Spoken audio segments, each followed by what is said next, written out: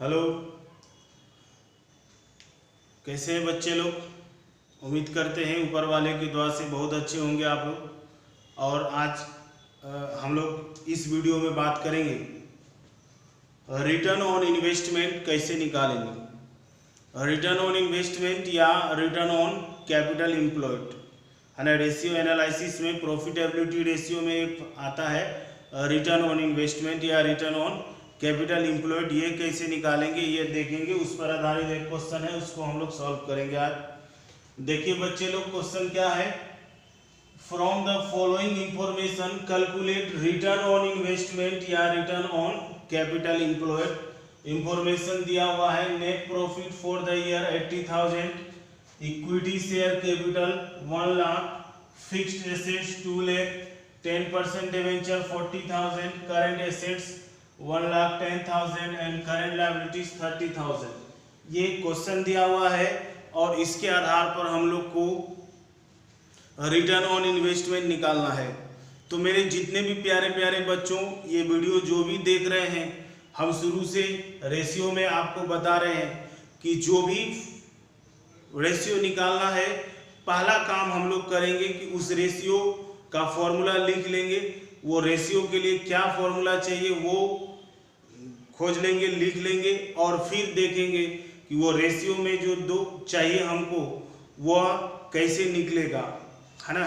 तो पहले अभी बात करते हैं हम लोग रिटर्न ऑन इन्वेस्टमेंट। तो रिटर्न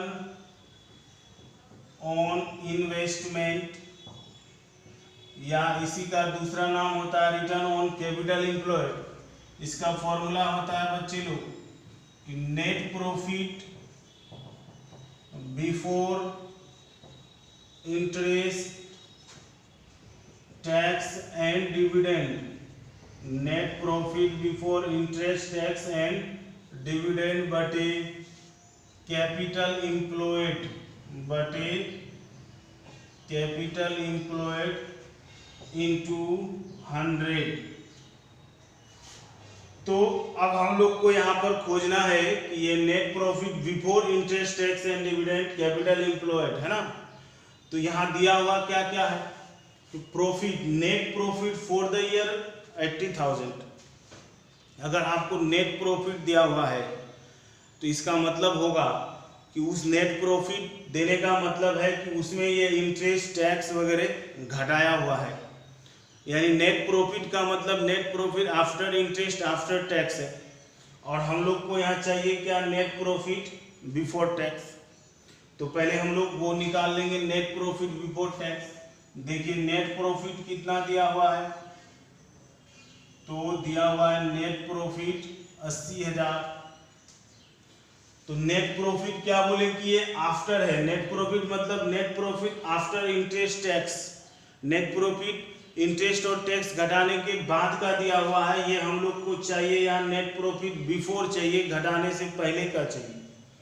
तो क्या करेंगे हम लोग, इसमें जो इंटरेस्ट दिया गया होगा उसको वापस जोड़ देंगे। तो जोड़ दीजिए interest on debenture, interest on 10% debenture. देखिए यहाँ डिवेंचर है ना, ये जो डिवेंचर दिया हुआ है 10% डिवेंचर, इसका मतलब है कि इस डिवेंचर पर सालाना 10% ब्याज दिया जा रहा है।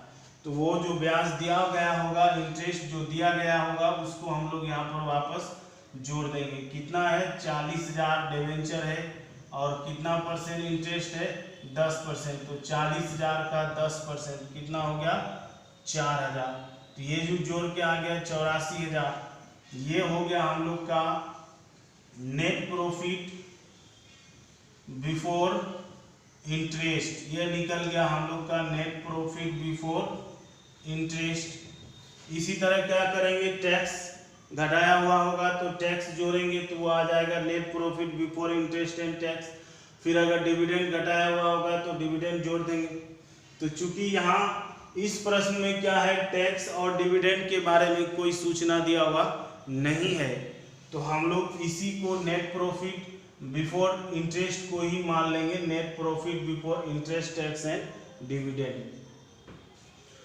दूसरा बात क्या है, हम लोग को दूसरा और क्या चाहिए सर, कैपिटल एम्प्लॉय। तो कैपिटल एम्प्लॉयड का दो तरह से हम लोग कैपिटल एम्प्लॉयड निकाल सकते हैं।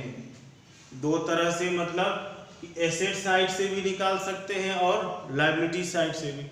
एसेट साइड से जब हम लोग कैपिटल एम्प्लॉयड निकालेंगे तो उसके लिए फॉर्मूला होता है non current assets plus working capital.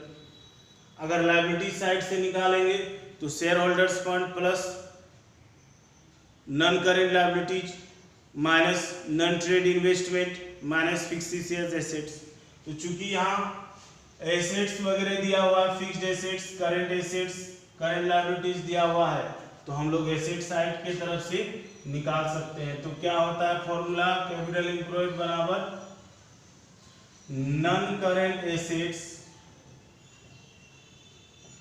Minus working capital. Working capital मतलब current assets minus current liability. तो यहाँ हम लोग उसका डिटेल भी लिख सकते हैं, तो हो जाएगा non current assets plus current assets minus current liabilities. ये जो current assets minus current liabilities है इसी को हम लोग बोलते हैं वर्किंग कैपिटल। तो डायरेक्ट अगर बात करें कैपिटल एम्प्लॉयड बराबर तो non current assets plus working capital, ये दोनों क्या कहलाता है, इसको जब हम लोग करंट एसेट्स में करंट लायबिलिटीज घटा देते हैं ये, तो ये बन जाता है वर्किंग कैपिटल। तो चलिए देख लेते हैं नॉन करेंट एसेट्स कितना है।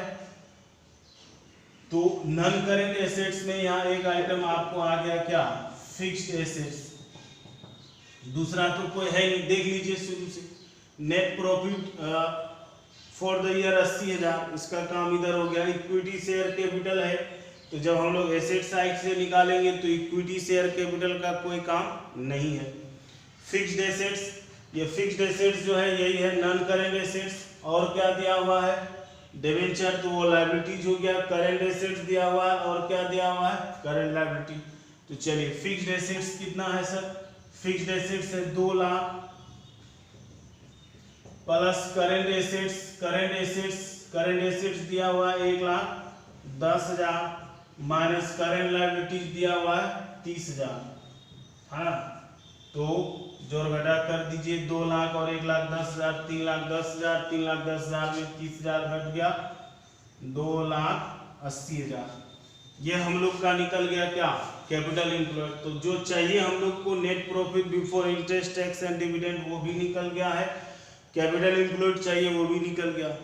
तो जब दोनों निकल गया है तो अब हम लोग क्या करेंगे, उसका वैल्यू, उसका रेशियो निकाल लेंगे।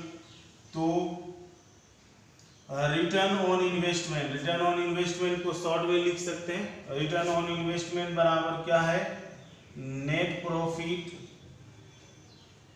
Before interest tax and dividend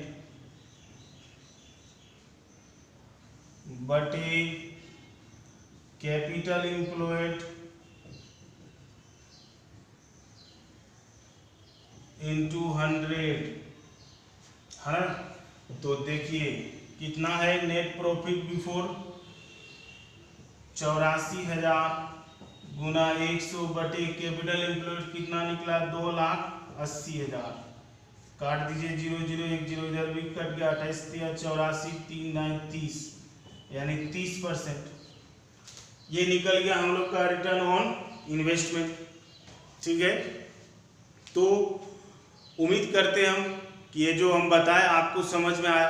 समझ में यदि आया तो वीडियो को ज़्यादा से ज़्यादा शेयर करें, लाइक करें, अपना कमेंट दें और चैनल को ज़्यादा से ज़्यादा शेयर करें बच्चे लोग, क्योंकि आपके द्वारा थोड़ा थोड़ा प्रयास हमारे लिए बहुत बड़ा योगदान होगा, है ना। फिर हम लोग अब मिलते हैं अगले वीडियो में, फिर अगले प्रॉब्लम लेके आएंगे, नया टॉपिक होगा, नया बात होगा, है ना। तब तक के लिए धन्यवाद।